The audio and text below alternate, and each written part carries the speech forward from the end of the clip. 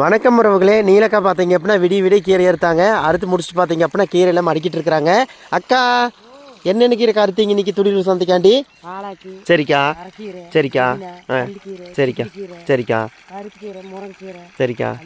சரிக்கா. பருப்பு கீரை காமிக்கா. நிறைய பேர் பருப்பு கீரை தான் கேட்குறாங்கக்கா. நிறைய கொண்டு வந்து கொடுங்க பருப்பு கீரை அப்படிங்கிறாங்க. ஆனால் பருப்பு கீரை தான் பார்த்தீங்க அப்படின்னா மக்களே கொண்டு வந்து கொடுக்க முடியுது இல்லைங்க. ஏன்னா இது விளைச்சலும் அளவாக தான் இருக்குதுங்க. பொலியோரத்தில் வாய்க்கால் ஓரத்தில் தான் வருதுக்கா. அதே மாதிரி ஆமாக்கா சரிக்கா. ஆனால் நிறைய வச்சோம்னாக்கா இதில் புள்ளி நோவு வந்துடுது இல்லைக்கா. புள்ளி நோவு வந்துடுதுக்கு மக்களே. தனித்தனியாக ஒரு செடியாக தனியாக இருந்தால் தான் வரும். இல்லாட்டி பார்த்தீங்க அப்படின்னா இந்த மாதிரி ஒரு புள்ளி நோவு வந்துருங்க. அதனால தான் பார்த்தீங்க அப்படின்னா நிறையா விடுறதில்ல. தெளிவாக விட்டாத்தாக்கா நல்லா வருது. ஆமாக்கா. இங்கே பாருங்க மக்களே, செங்கரையும் பாருங்கள், கட்டு பாருங்க. சரிங்களா. ஸோ கட்டு தாங்க எங்களுக்கு. கட்டு பாருங்கள், கட்டு எடுத்துக்கோங்க.